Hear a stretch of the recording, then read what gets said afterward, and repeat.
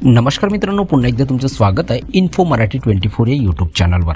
मित्रांनो, पेन्शनधारकांसाठी एक अत्यंत महत्त्वाची बातमी घेऊन आलेलो आहे। बातमी आहे, पेन्शनधारकांनी घेतली अर्थमंत्र्याची भेट।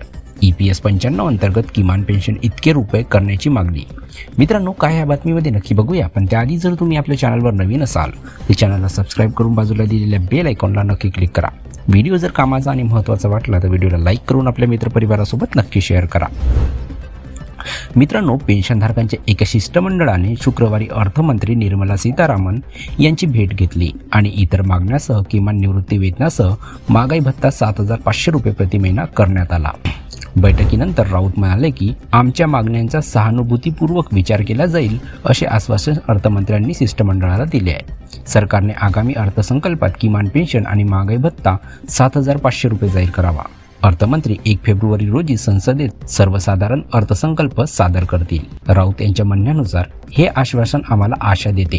सरकारने आगामी अर्थसंकल्पात किमान पेन्शन 7,500 रुपये आणि महागाई भत्ता जाहीर करावा। यापेक्षा कमी काहीही ज्येष्ठ नागरिकांना सन्माननीय जीवन प्रदान करण्यात अपयशी ठरेल। अर्थमंत्री सीतारामन 1 फेब्रुवारी रोजी संसदेत 2025-26 या वर्षासाठी सर्वसाधारण अर्थसंकल्प सादर करणार आहेत। बैठकीपूर्वी पत्रकार परिषदेत राऊत यांनी केंद्र आणि राज्य सरकारी सार्वजनिक उपक्रम म्हणजे PSU, खाजगी संस्था आणि देशभरातील कारखान्यामध्ये कार्यरत असलेल्या 78 लाखांहूनही अधिक पेन्शनधारकांच्या दुर्दशेचा उल्लेख केला।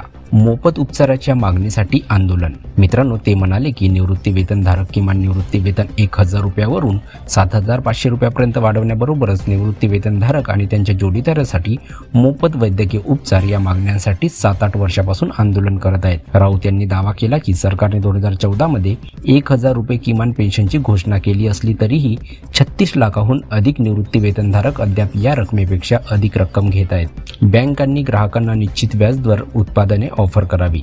मित्रांनो, RBI रिझर्व्ह बँकने शुक्रवारी सांगितले की समान हप्त्यावर आधारित वैयक्तिक कर्ज विभागात बँकांना निश्चित व्याजदर उत्पादने अनिवार्यपणे ऑफर करावी लागतील।